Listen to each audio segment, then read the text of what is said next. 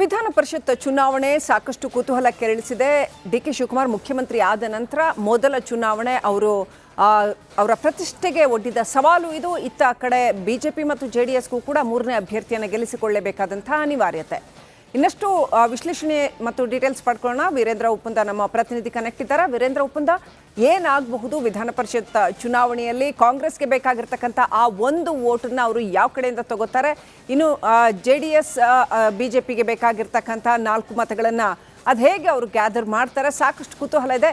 ಹೇಗೆ ನೋಡ್ಬೋದು ವಿಧಾನ ಪರಿಷತ್ ಚುನಾವಣೆಗಳನ್ನು? ಶ್ರೀಲಕ್ಷ್ಮಿ, ನೀವು ಮೊದಲು ಪದ ಏನು ಉಪಯೋಗಿಸಿದ್ರಲ್ಲ, ಏನಾಗಬಹುದು ಅಂತ. ಈ ರಾಜಕೀಯದ ಬಗ್ಗೆ ಆಸಕ್ತಿ ಇರುವ ಪ್ರತಿಯೊಬ್ಬರಿಗೂ ಕರ್ನಾಟಕದಲ್ಲಿ ಈಗ ಇರೋ ಪ್ರಶ್ನೆಯೇ ಅದು, ಏನಾಗಬಹುದು. ಏನು ಬೇಕಾದರೂ ಆಗ್ಬೋದು ರಾಜಕಾರಣ ಇದು. ಯಾಕಂದರೆ ಡಿ.ಕೆ. ಶಿವಕುಮಾರ್ ಏನು ನಿಮ್ಗೆ ಗೊತ್ತು, ಯಾವ ಲೆವೆಲ್ಲಿಗೆ ಅವರು ಹೇಳ್ತಿರ್ತಾರಲ್ಲ ಚೆಸ್ ಪ್ಲೇಯರ್ ಅಂತೇಳಿ, ಆ ಚೆಸ್ ಈಗಾಗಲೇ ಅವ್ರು ಆರಂಭ ಮಾಡಿಬಿಟ್ಟಿದ್ದಾರೆ. ಹಾಗಂತೇಳಿ ಕುಮಾರಸ್ವಾಮಿ ಅವರು ಕೂಡ ಸುಮ್ಮನೆ ಕ್ಯಾಂಡಿಡೇಟ್ ಹಾಕ್ಲಿಕ್ಕೆ ಸಾಧ್ಯವಾ? ಅವ್ರು ಕ್ಯಾಂಡಿಡೇಟನ್ನು ಹಾಕ್ತಾ ಇದ್ದಾರೆ ಅಂದಮೇಲೆ ಅವರು ಒಂದಷ್ಟು ತಯಾರಿ ಮಾಡ್ಕೊಂಡಿರುವಂಥ ಸಾಧ್ಯತೆ ಇರುತ್ತೆ. ಅದರಲ್ಲೂ ಡಿ.ಕೆ. ಶಿವಕುಮಾರ್ ಅವರಿಗೆ ಯಾರ್ಯಾರು ಕಾಯ್ತಾ ಇದ್ದಾರಲ್ಲ ಅವ್ರ ಪಕ್ಷದೊಳಗೆ, ಅವ್ರ ಪಾರ್ಟಿ ಒಳಗೆ, ಅವರಲ್ಲೇ ಕೆಲವರು ಎಲ್ಲಿ ಹೋಗಿ ಅವ್ರ ಕಡೆ ಕೈ ಜೋಡಿಸಿ ಎಲ್ಲಿ ಡಿ.ಕೆ. ಶಿವಕುಮಾರ್ ಅವ್ರಿಗೆ ಒಂದು ಹೊಡೆತ ಕೊಡಬೇಕು ಅನ್ನುವಂಥ ಆಟ ನಡೆಯುತ್ತಾ, ಅಲ್ಲೊಂದು ಚೆಸ್ ಗೇಮ್ ನಡೆಯುತ್ತಾ ಅನ್ನೋ ಹಿನ್ನೆಲೆಯಲ್ಲೇ ಏನಾಗಬಹುದು ಅನ್ನುವಂಥ ಕುತೂಹಲ ಇರುವಂಥದ್ದು. ಯಾಕಂದರೆ ನೋಡಿ, ಈಗ ಡಿ.ಕೆ. ಶಿವಕುಮಾರ್ ಚನ್ನಪಟ್ಟಣ ಗೆದ್ರಪ್ಪ. ಹೆಂಗಿದ್ರು ಎಲ್ರಿಗೂ ಗೊತ್ತು. ಅವರು ಎಷ್ಟು ಕೆಲಸ ಮಾಡಿದ್ರು. ಅಲ್ಲಿ ಯಾರು ವೋಟರ್ಸ್, ಯಾರು ಜನಸಾಮಾನ್ಯರು. ಇಲ್ಲಿ ಯಾರು ವೋಟರ್ಸು? ಆ ಜನರಿಂದ ಆಯ್ಕೆ ಆಗಿರುವ ಶಾಸಕರು. ಹೇಗಿತ್ತು ಈಗ 20 ವರ್ಷದ ಹಿಂದೆ ಅಂದರೆ, ದುಡ್ಡಿಗೆ ಎಷ್ಟೋ ಜನ ಓಟ್ ಹಾಕಿರೋದು ಭಾಳಷ್ಟು ಜಗಜ್ಜಾಹಿರಾಗಿತ್ತು ಬಿಡಿ. ಕಾರ್ ತಗೊಂಡು, ಇನ್ನೋವಾ ಕಾರ್ ತಗೊಂಡು ಓಟ್ ಹಾಕಿದವರಿದ್ದು. ಸೊ ಅವತ್ತಿನ ಕಾಲ ಬೇರೆ. ಇವತ್ತು ದುಡ್ಡಿಲ್ಲದೆ ಇರೋರು ಯಾರೂ ಇಲ್ಲ. ಬರೀ ದುಡ್ಡೊಂದಕ್ಕೆ ಓಟ್ ಹಾಕಲ್ಲ, ರಾಜಕೀಯ ಭವಿಷ್ಯವನ್ನು ನೋಡ್ತಾ ಇರ್ತಾರೆ. ಅದರಲ್ಲೂ ಕೂಡ 28ರ ಚುನಾವಣೆ ಅದೇ ಕಾರಣಕ್ಕಾಗಿ ಇಷ್ಟರ ಮಟ್ಟಿಗೆ ಮಹತ್ವ ಪಡೆದಿರುವಂಥದ್ದು. ನಿನ್ನೆ ಏನಾಯಿತು, ಡಿ.ಕೆ. ಶಿವಕುಮಾರ್ ಅವ್ರನ್ನ ಹೋಗಿ JDS ಶಾಸಕರೆಲ್ಲ ಹೋಗಿ ಡೈರೆಕ್ಟಾಗಿ ಹೋಗಿ ಭೇಟಿ ಆಗ್ಬಿಟ್ರು. ಅವ್ರು ಮೊನ್ನೆ ಕನಕಪುರದಲ್ಲಿ ಕರೆದ್ರು, ನನ್ನ ಹೃದಯ ತೆಗೆದಿದೆ, ನನ್ನ ಮನೆ ಬಾಗಿಲು ತೆರೆದಿದೆ, ಬನ್ನಿ JDS ಅವರು BJP ಅವರೆಲ್ಲ ಬನ್ನಿ ಅಂದರು. ಇವರು ಕಾದ್ಕೊಂಡು ನಿಂತಿದ್ರು. ಸೀದಾ ಹೋದರು ಡಿ.ಕೆ. ಶಿವಕುಮಾರ್ ಅವ್ರ ಮನೆಗೆ. ಅವರು ಬಂದು ಕೂಡಲೇ ಬಾಗ್ಲಾಕೊಂಡು ಕೂತರು. ಏನು ಮಾತಾಡಿದ್ರು ಒಳಗೆ? ಅಲ್ಲೇನು ಆಪ್ರೇಷನ್ ಮಾಡ್ಲಿಕ್ಕೆ ಆಗಲ್ಲ. ಈಗ ಎಲ್ಲರನ್ನೂ ಕೂರಿಸ್ಕೊಂಡು ಜಾತ್ರೆಯಲ್ಲಿ ಮಾಡಲ್ಲ ಆಪ್ರೇಷನ್. ಆದರೆ ಅಲ್ಲೊಂದು ಗೆಸ್ಚರ್ ಪಾಸ್ ಆದರೂ ಸಾಕು ಒಬ್ಬರಿಗೆ. ಒಂದು ಮತವೇ ಅವ್ರಿಗೆ ನಿಜವಾಗಿಯೂ ಬೇಕಾಗಿರೋದು. ಇವತ್ತು ಒಂದು ಓಟ್. ಆ ಒಂದು ಓಟ್ ಯಾರಿಂದ ತೆಗಿತಾರೆ ಅನ್ನೋ ಲೆಕ್ಕಾಚಾರವೇ ನಡೀತಾ ಇರೋದು ಈಗ. ಯಾಕಂದರೆ ನೋಡಿ, ಅವ್ರದ್ದೇ 134 ಇದೆ, ಹೌದಾ? ಇನ್ನು ST ಸೋಮಶೇಖರ್ ಹಾಗೆ ಶಿವರಾಮ್ ಹೆಬ್ಬಾರ್ ಅವರಿಬ್ಬರು ಅವ್ರ ಕಡೆ ಹಾಕ್ತಾರೆ ಅನ್ನೋದು ಅವ್ರ ಸ್ಟೇಟ್ಮೆಂಟಲ್ಲೇ ಗೊತ್ತಾಗ್ತಾ ಇದೆ. ಮತ್ತು 3 ಇಂಡಿಪೆಂಡೆಂಟು. ಸೊ ಎಲ್ಲ ಸೇರಿದ್ರೆ 139 ಆಯಿತು. ಒಂದು ಓಟ್ ಬೇಕಾಗುತ್ತೆ. ಆದರೆ ಒಂದೇ ಓಟ ಬೇಕಾಗೋದು, ಹಂಗೂ ಆಗೋದಿಲ್ಲ. ಯಾಕಂದರೆ ಇವ್ರ ಪಾರ್ಟಿಯಲ್ಲಿರೋರೇ ಕ್ರಾಸ್ ವೋಟಿಂಗ್ ಮಾಡ್ಬೋದು, ಕೆಲವರೆಲ್ಲ JDSಗೆ ಹಾಕ್ಬೋದು ಅನ್ನೋ ಭಯ ಇರೋದ್ರಿಂದ ಒಂದ್ರ ಬದಲು ಅವರು 3ಕ್ಕೋ 5ಕ್ಕೋ ಹೀಗೆ ಟ್ರೈ ಮಾಡ್ತಾರೆ.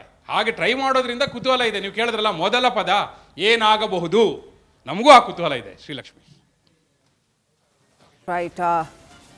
ವೀರೇಂದ್ರ ಉಪ್ಪಂದ, ಇದು ಡಿ.ಕೆ. ಶಿವಕುಮಾರ್ ಅವರ ಪ್ರತಿಷ್ಠೆಗೆ ಎಷ್ಟರ ಮಟ್ಟಿನ ಸವಾಲು? ಒಂದು ವೇಳೆ ನೀವು ಹೇಳಿದಾಗೆ ಒಂದು ವೋಟಿಂದ ಹೆಚ್ಚು ಕಡಿಮೆ ಆದರೂ ಕೂಡ, ಹಿಂದೆ ಹಿಂಗಾಗಿದೆ ಬೇಕಾದಷ್ಟು ಸರಿ ವಿಧಾನ ಪರಿಷತ್ ಚುನಾವಣೆ ಅಥವಾ ರಾಜ್ಯಸಭಾ ಚುನಾವಣೆಗಳಲ್ಲಿ ಒಂದು ವೋಟಿಂದ ಅಥವಾ ಕ್ರಾಸ್ ವೋಟಿಂಗಿಂದ ದೊಡ್ಡ ಪ್ರಮಾಣದಲ್ಲಿ ಮರ್ಯಾದೆ ಕಳ್ಕೊಂಡಿರ್ತಕ್ಕಂಥದ್ದು, ಪ್ರತಿಷ್ಠೆಗೆ ಸವಾಲು ಹುಟ್ಟಿರ್ತಕ್ಕಂಥ ಘಟನೆಗಳು ಬೇಕಾದಷ್ಟಾಗಿದೆ. ಸೊ ಹಾಗೇನಾದರೂ ಆದರೆ ಡಿ.ಕೆ. ಶಿವಕುಮಾರ್ ಅವರ ಪ್ರತಿಷ್ಠೆಯ ಮೇಲೆ ಇದು ಯಾವ ರೀತಿ ಪ್ರಭಾವ ಬೀರಬಹುದು? ಮತ್ತು 2028ರ ದಿಕ್ಸೂಚಿ ಈ ಚುನಾವಣೆ ಅಂತ ನಾವು ನೋಡ್ತಾ ಇದ್ದೀವಿ. BJP, JDS, Congress. ಅಂದರೆ ಕಾಂಗ್ರೆಸ್ಸಲ್ಲಿ ಸ್ಪೆಸಿಫಿಕಲಿ DKಶಿ. ಈ 3 ಜನರಿಗೂ ಕೂಡ ಯಾವ ರೀತಿಯಲ್ಲಿ 2028ರ ಪರ್ಸ್ಪೆಕ್ಟಿವ್ ಇಂದ ನೋಡ್ತಾ ಹೋಗೋದಾದ್ರೆ ಯಾವ ರೀತಿಯಲ್ಲಿ ದಿಕ್ಸೂಚಿ ಇದು ಅಂತ? ಶ್ರೀಲಕ್ಷ್ಮಿ, ನೀವು ಹೇಳಿದ್ರೆ ಒಂದು ಓಟಲ್ಲಿ ಎಷ್ಟೋ ಸತಿ ಮರ್ಯಾದೆ ಹೋಗಿದ್ದೆ ಅಂತ. ಆದರೆ ಈ ಚುನಾವಣೆಯಲ್ಲಿ ಏನಾಗುತ್ತೆ ಗೊತ್ತಾ? ಒಂದು ಓಟ್ ಬೇಡ, ಅರ್ಧ ಓಟಲ್ಲಿ ಮರ್ಯಾದೆ ಹೋಗುತ್ತೆ, ಕಾಲು ಓಟಲ್ಲಿ ಮರ್ಯಾದೆ ಹೋಗುತ್ತೆ. ಅರ್ಧ ಓಟ್ ಹೆಂಗೆ ಸಾಧ್ಯ? ಒಬ್ರು ಹಾಕಿದ್ರೆ ಒಂದು ಓಟ್ ಹಾಕ್ಬೇಕಲ್ಲ ಅಂತ ನೀವು ಕೇಳ್ಬೋದು. ಇದರಲ್ಲಿ ನೋಡಿ, ಪ್ರಾಶಸ್ತ್ಯದ ಮತ ಇದೆ, 2ನೇ ಪ್ರಾಶಸ್ತ್ಯದ ಮತ ಆಗಿರ್ತಾರೆ. ಆ ಪ್ರಾಶಸ್ತ್ಯದ ಮತದ ವ್ಯಾಲ್ಯೂ ಇದೆಯಲ್ಲ, ಅದು ತುಂಬ ಲೆಸ್ ಇರುತ್ತೆ. ನೀವು ಲೆಕ್ಕ ಹಾಕಿದ್ರೆ ಅದು ಎಷ್ಟೋ ಮತಗಳು ಸೇರಿ ಒಂದು ಮತ ಕನ್ವರ್ಟ್ ಆಗೋದು. ಎಷ್ಟೋ ಬಾರಿ ಒಂದು ಮತ ಆಗಬೇಕು ಅಂತಲೂ ಇಲ್ಲ. ಫಾರ್ ಎಕ್ಸಾಂಪಲ್, ಈಗ 6 ಜನ ಗೆದ್ದುಬಿಡ್ತಾರೆ ಅಂದ್ಕೊಳ್ಳಿ, 20-28 ಓಟ್ ತಗೊಂಡು. 7ನೇ ಅಭ್ಯರ್ಥಿ 8ನೇ ಅಭ್ಯರ್ಥಿಯ ನಡುವೆ ಫೈಟ್ ಆಗುತ್ತೆ. ಈಗ ವಿನಯ್ ಕಾರ್ತಿಕ್ ಮತ್ತು ಗೋವಿಂದರಾಜು ನಡುವೆ ಫೈಟ್ ಆಯಿತು ಅಂತ ಅಂದ್ಕೊಳ್ಳಿ. ಆಗೇನು ಮಾಡ್ತಾರೆ, ಅವರಿಗೆ ಒಬ್ಬರಿಗೆ 25 ಓಟ್ ಬಂತು, ಇನ್ನೊಬ್ರಿಗೆ 26 ಓಟ್ ಬಂತು. 2ನೇ ಪ್ರಾಶಸ್ತ್ಯದ ಮತ ತೆಗೆದುಕೊಳ್ತಾರೆ. ಯಾರ್ದು? ಅವ್ರದ್ದಲ್ಲ.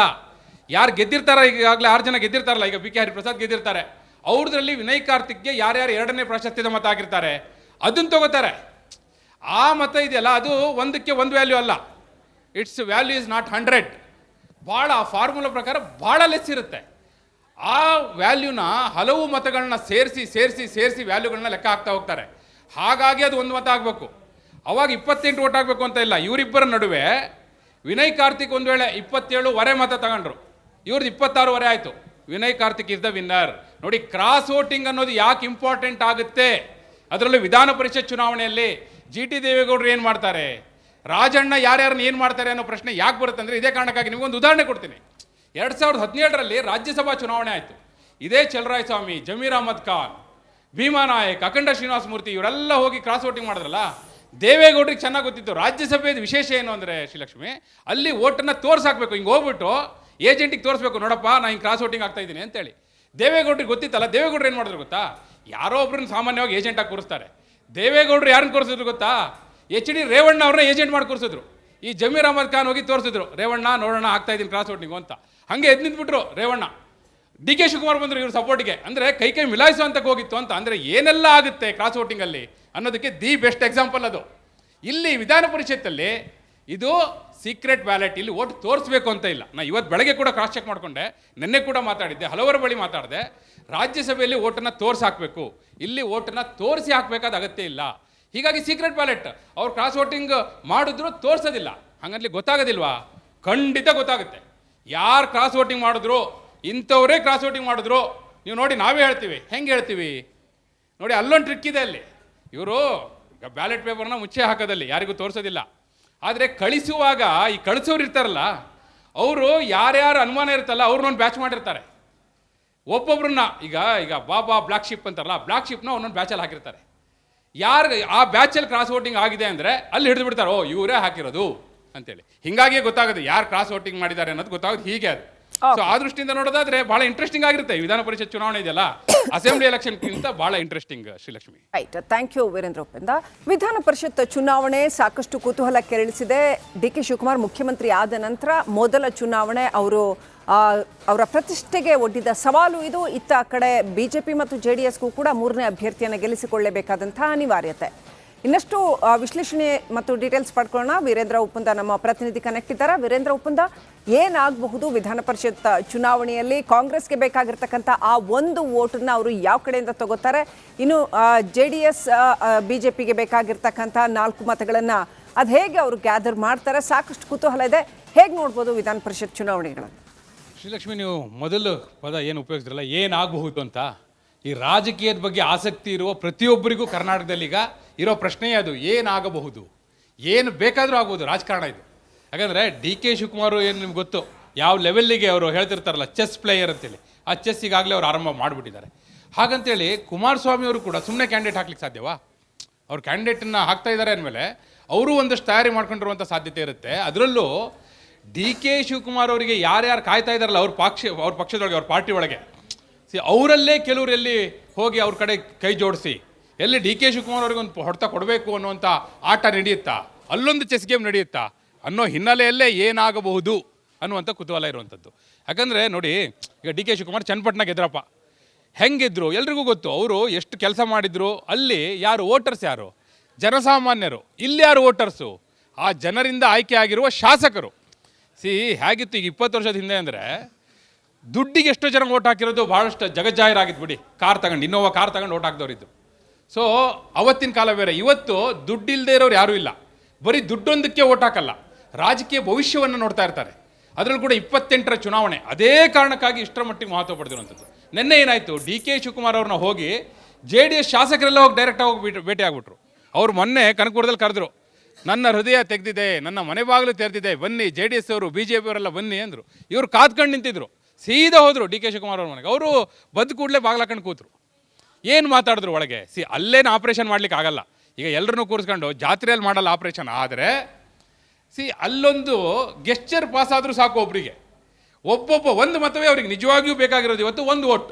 ಆ ಒಂದು ಓಟ್ ಯಾರಿಂದ ತೆಗಿತಾರೆ ಅನ್ನೋ ಲೆಕ್ಕಾಚಾರವೇ ನಡೀತಾ ಇರೋದು ಈಗ. ಯಾಕಂದರೆ ನೋಡಿ, ಅವ್ರದ್ದೇ 134 ಇದೆ, ಹೌದಾ?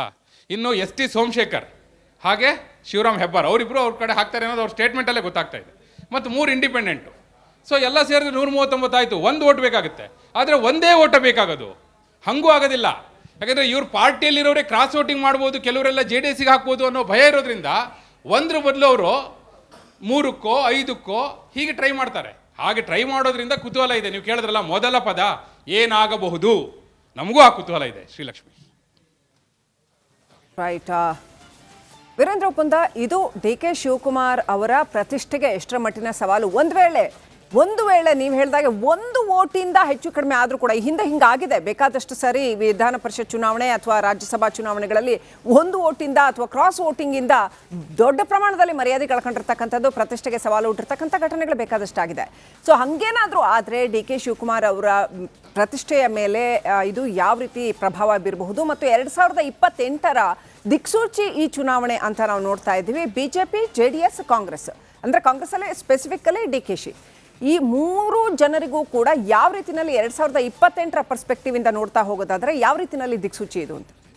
ಶ್ರೀಲಕ್ಷ್ಮಿ, ನೀವು ಹೇಳಿದ್ರೆ ಒಂದು ಓಟಲ್ಲಿ ಎಷ್ಟೋ ಸತಿ ಮರ್ಯಾದೆ ಹೋಗಿದ್ದೆ ಅಂತ. ಆದರೆ ಈ ಚುನಾವಣೆಯಲ್ಲಿ ಏನಾಗುತ್ತೆ ಗೊತ್ತಾ? ಒಂದು ಓಟ್ ಬೇಡ, ಅರ್ಧ ಓಟಲ್ಲಿ ಮರ್ಯಾದೆ ಹೋಗುತ್ತೆ, ಕಾಲು ಓಟಲ್ಲಿ ಮರ್ಯಾದೆ ಹೋಗುತ್ತೆ. ಅರ್ಧ ಓಟ್ ಹೆಂಗೆ ಸಾಧ್ಯ? ಒಬ್ರು ಹಾಕಿದ್ರೆ ಒಂದು ಓಟ್ ಹಾಕ್ಬೇಕಲ್ಲ ಅಂತ ನೀವು ಕೇಳ್ಬೋದು. ಇದರಲ್ಲಿ ನೋಡಿ, ಪ್ರಾಶಸ್ತ್ಯದ ಮತ ಇದೆ, ಎರಡನೇ ಪ್ರಾಶಸ್ತ್ಯದ ಮತ ಆಗಿರ್ತಾರೆ. ಆ ಪ್ರಾಶಸ್ತ್ಯದ